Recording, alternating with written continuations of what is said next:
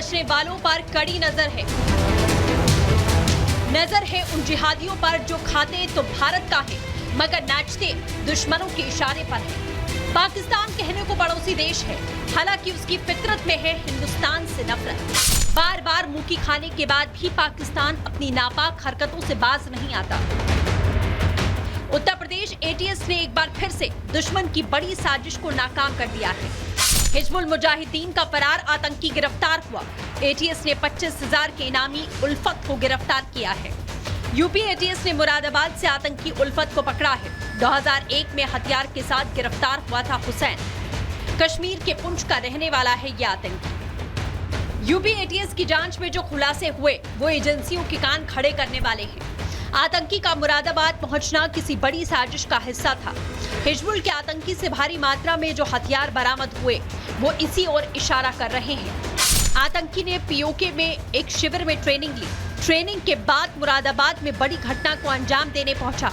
आतंकी उल्फत हुसैन 2002 से फरार था। 2001 में उल्फत हुसैन AK-47 और एक AK-56, 2 pistol, 12 hand grenade, 50 detonator, 29 kilo विस्फोटक के साथ पकड़ा गया।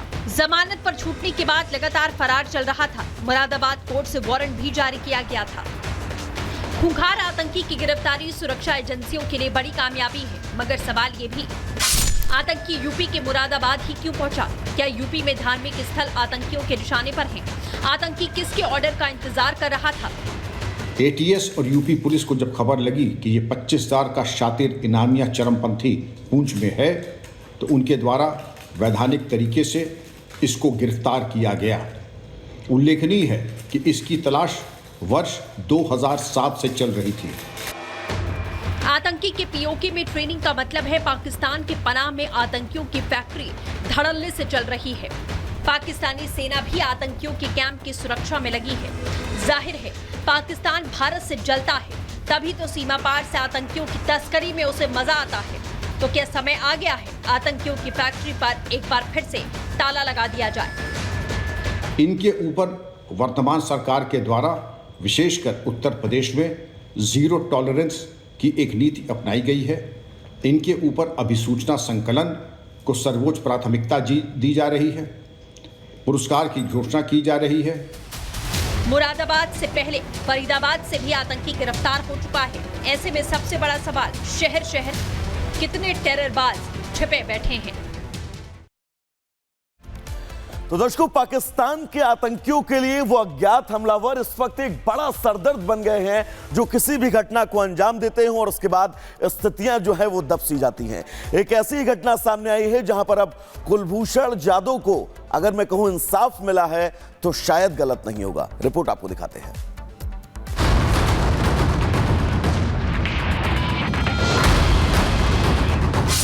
दुनिया में दहशतगर्द की सबसे बड़ी पनाहगाह यानी पाकिस्तान में अज्ञात बंदूकधारियों का खौफ फिर एक बार दहशतगर्दों और उनके आकाओं को सताने लगा है। वही अज्ञात बंदूकधारी जो आतंकिस्तान में घुसकर भारत के दुश्मनों को चुन चुन कर साफ कर रहे हैं। इसी फहरिस्त में एक और आतंकी का नाम इसमें शुमार हो गया है, जिसने कुलभूषण जाधव के खिलाफ साजिश रची थी। उसका अंत हो गया।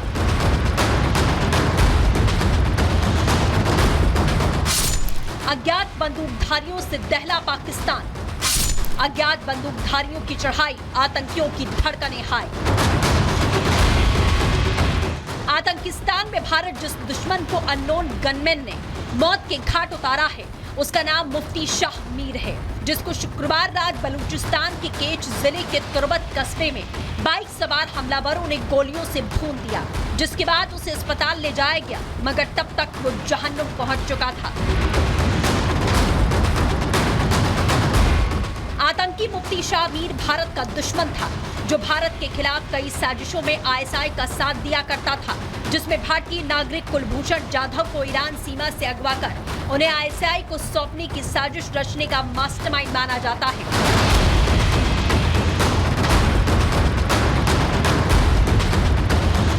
आतंकी मुफ्ती शाह मीर की मौत के बाद पाकिस्तान में अज्ञात बंदूकधारियों की चर्चाएं एक बार फिर से होने लगी हैं, जो न सिर्फ अपने टारगेट को अंजाम देते हैं, बल्कि समय समय पर ये भी याद दिलाते हैं कि जिसने जो किया उसे सूद समेत चुकाना होगा।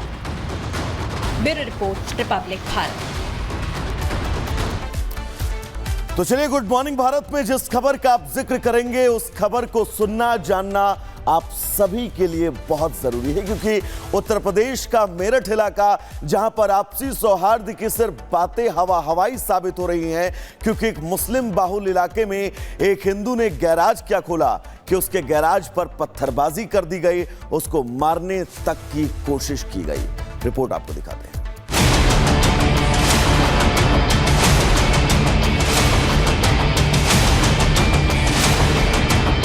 बवाल की तस्वीरें यूपी के मेरठ की हैं। चंद कट्टरपंथियों को मस्जिद के पास हिंदू शख्स का गैराज खोलना रास नहीं आया। हिंदू शख्स की दुकान से नफरत ऐसी कि पथराव किया जाने लगा। पत्थरबाजी के बाद इलाके में तनाव फैला। पथराव मस्जिद से किया गया, इसके आरोप लगे। दरअसल मेरठ में टीपी नगर थाना इलाके में फुटबॉल चौक के पास पुरानी मस्जिद है। मस्जिद के आसपास मुस्लिम समाज के कई लोगों के गैराज और दुकानें हैं। कुछ दिन पहले दीपक नाम के एक युवक ने यहाँ गैराज खोला। शुक्रवार को दीपक की गैराज का उद्घाटन होना था।